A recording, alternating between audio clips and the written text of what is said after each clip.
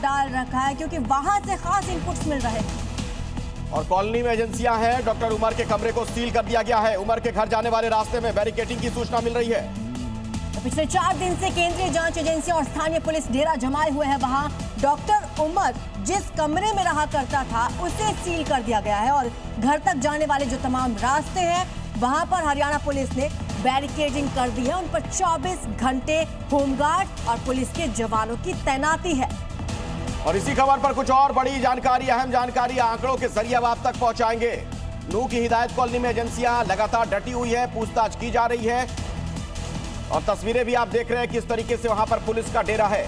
चप्पे चप्पे को खंगाला जा रहा है, हर जानकारी जुटाई जा रही है।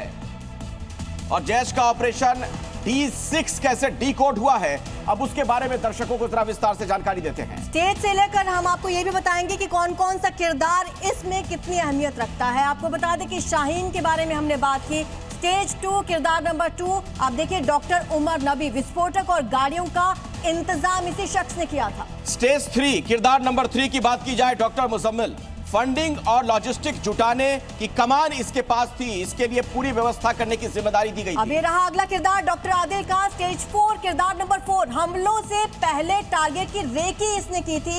ये लाल किला तक भी गया था और इसके बाद जहां पे टारगेटेड हमले होने थे वहां की रेकी करने का काम इस शख्स ने किया। पूरी जानकारी इसके बारे में जुटाया करता था। हमारे साथ रजत भी जुड़ गए, हमारे एक और सहयोगी। रजत, कुल मिलाकर देखा जाए इस मामले में डॉक्टर्स का एक ऐसा गैंग तैयार हो गया था, टेरर नेटवर्क तैयार हो गया था जिसके जरिए बहुत कुछ और बड़ा किया जा सकता था अगर वक्त रहते खुलासा नहीं होता।